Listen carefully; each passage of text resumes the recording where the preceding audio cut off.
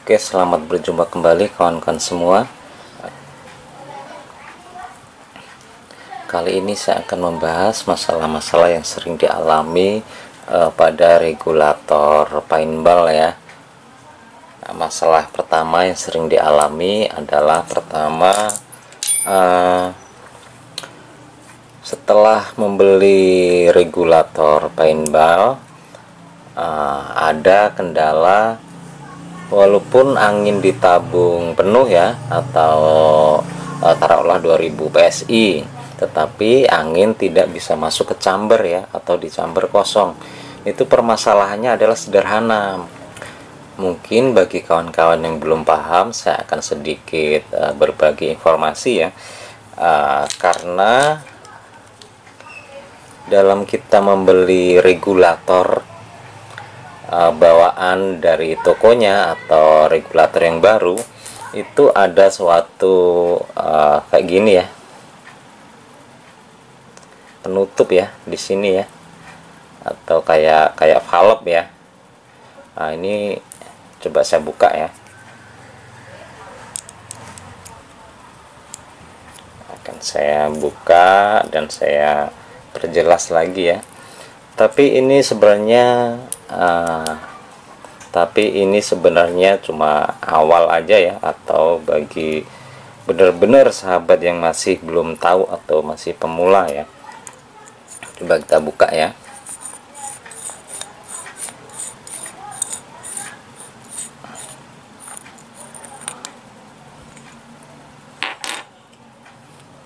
Nah, masalahnya itu ada di sini kawan ya. Nah, di sini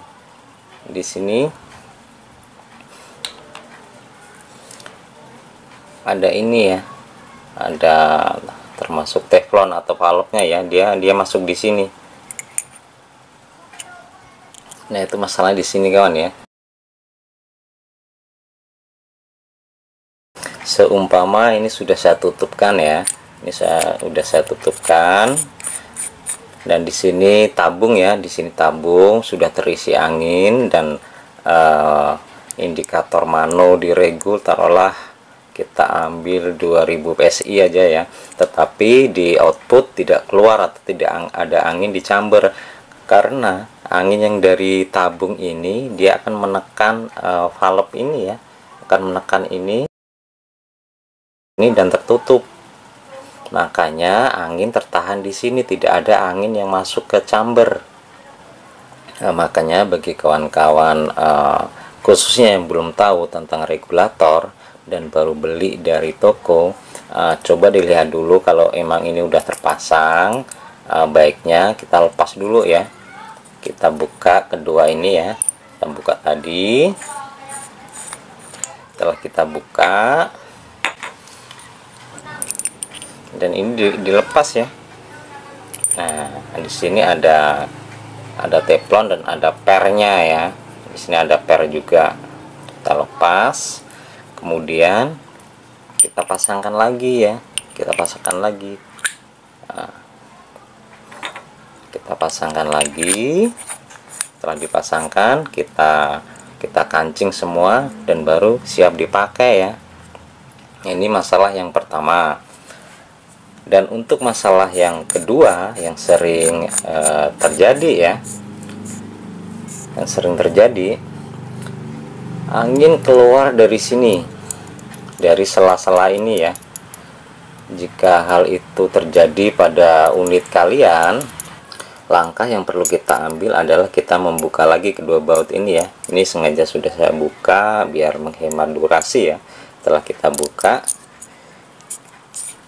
kita buka lagi,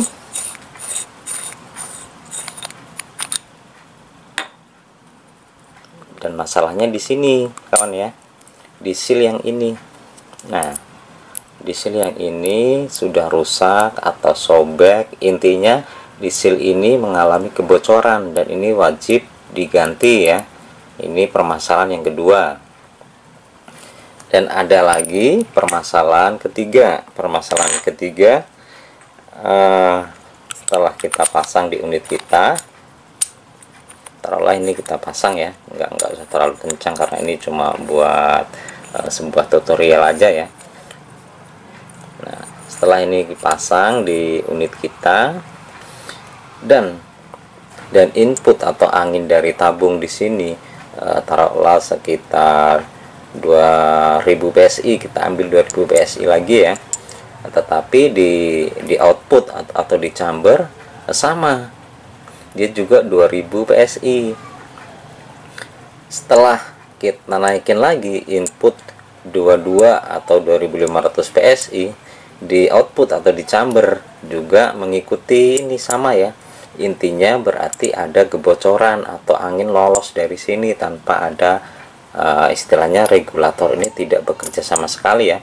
Dan itu masalahnya ada di sini kawan ya. Kita coba lagi.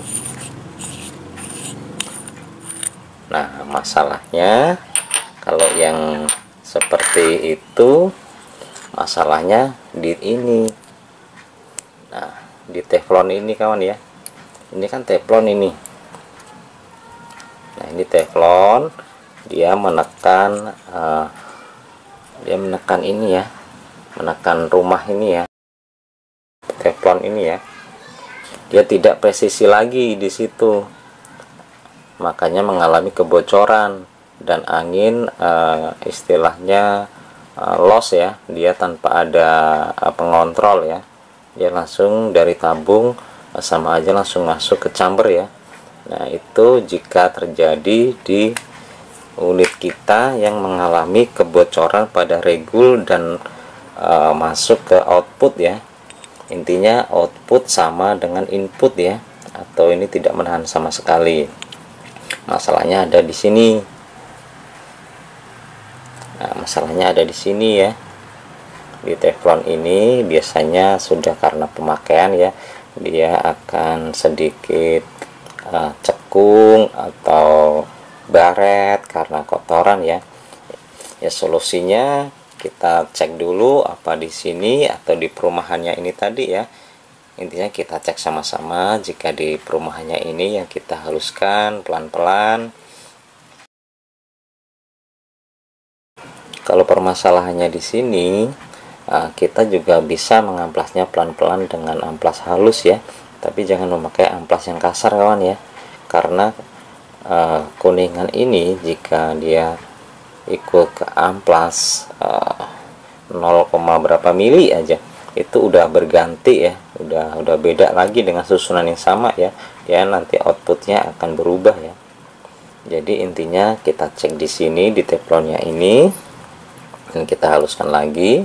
Kalau sudah rata baru kita masukin lagi ya. Itu permasalahan yang ketiga ya.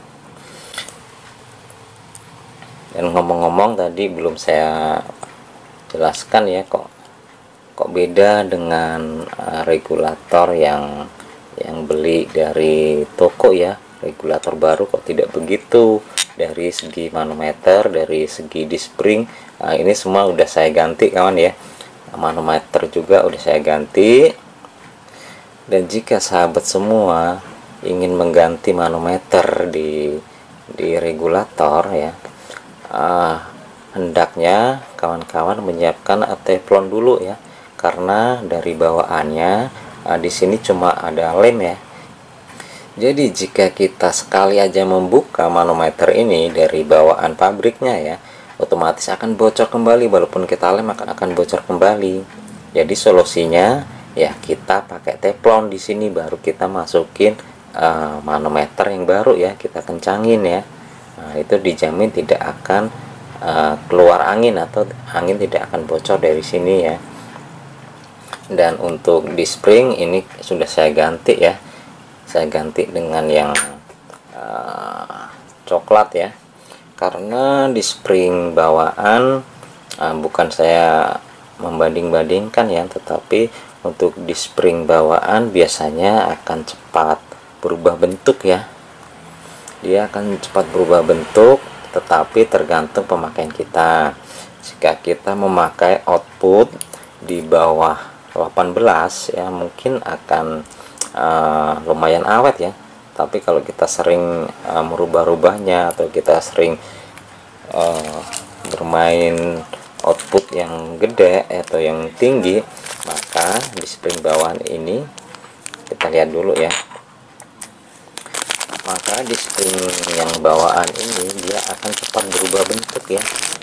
Nah, ini akan biasanya ini tidak cekung lagi, biasanya dia akan lurus ya, karena ini sangat tipis sekali kawan ya. Kalau bawaannya ini sangat tipis sekali, beda sama di spring yang coklat ya.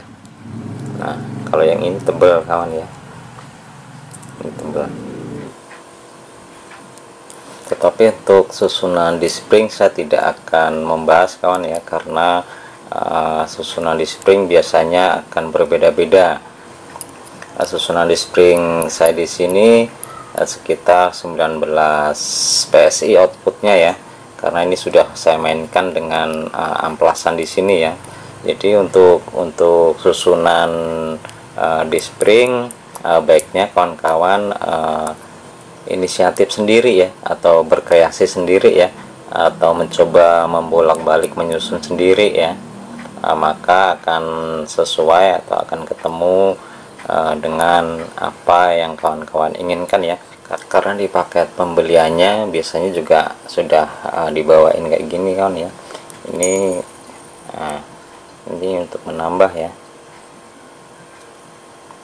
jika kawan-kawan taruhlah menambah output dengan di spring yang ini ya, taruhlah kawan-kawan tambah ini taruhlah 18 PSI atau 15 PSI, dan kawan-kawan ingin merubah menjadi 16 PSI, taruhlah kawan-kawan taruh ini dengan posisi yang terbalik kayak gini, ternyata outputnya 17 PSI, atau kawan-kawan balik outputnya menjadi 1650, jadi belum ketemu atau belum sesuai dengan yang kawan-kawan inginkan.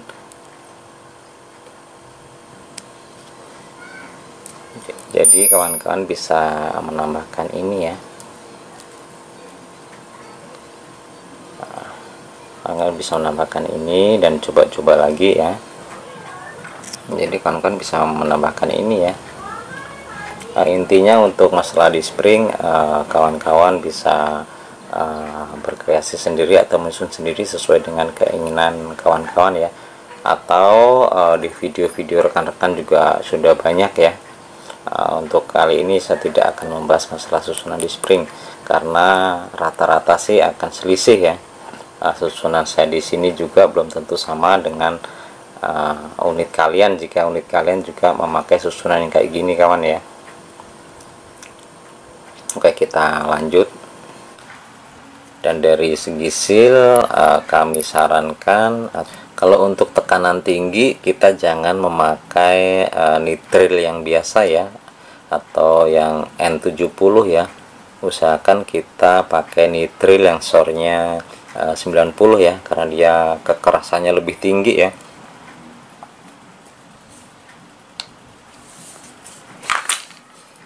Nah, contohnya seperti ini kawan ya.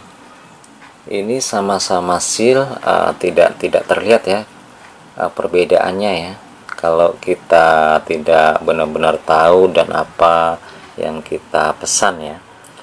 Kalau yang ini NBR N70 ya, atau yang biasa-biasa dijual ya, dan ini NBR 90 ya, atau dia sornya 90. Ini lebih, yang ini lebih kuat kawan ya, ini lebih tahan dengan tekanan tinggi, tahan gesekan. Kalau kita memegangnya, kita akan tahu ya, dipencet gini aja udah terasa banget ya. Ini yang 70 ya, nih lembek, dan ini sor 90 ya. Dia kenceng banget ini ya, keras dia. Yang ini keras, nih keras, yang ini lembek banget ya. Nah, yang ini SOR 70 atau N70, yang ini NBR 90 kawan ya. Nah, saya sarankan untuk PCP kita menggunakan yang N90 ya. Di toko online banyak, tapi memang sih agak selisih, harganya selisih. Taruhlah bijian kalau ini sekitar 200 perak, kalau ini sekitar 1000 ya kalau bijian ya. Tetapi daya tahannya memang sudah teruji ya, memang sangat beda sekali untuk daya tahannya ya. Baiklah kawan-kawan semua, saya rasa cukup sekian ya saya berbagi sedikit informasi ini ya, karena tidak ada salahnya kita saling berbagi informasi atau berbagi pengalaman buat kawan-kawan semua, karena dengan kita berbagi pengalaman, di samping kita bisa membantu bagi rekan-rekan atau sahabat-sahabat sehobi yang memang benar-benar belum tahu, dan berbagi ilmu itu tidak akan ada habisnya kawan ya, atau akan berguna untuk selamanya. Walaupun kita sudah paham, belum tentu nanti anak atau cucu kita juga paham ya. Makanya dengan kita berbagi ilmu atau berbagi pengalaman ini akan sangat bermanfaat sekali buat nantinya generasi-generasi yang baru ya. Oke, baiklah kawan-kawan semua, cukup sekian saya sedikit berbagi informasi dan berbagi pengalaman untuk sahabat-sahabat semua. Semoga dengan saya berbagi sedikit informasi atau pengalaman ini akan sedikit bermanfaat ya bagi sahabat-sahabat sehobi, khususnya yang masih membutuhkan ilmu ya.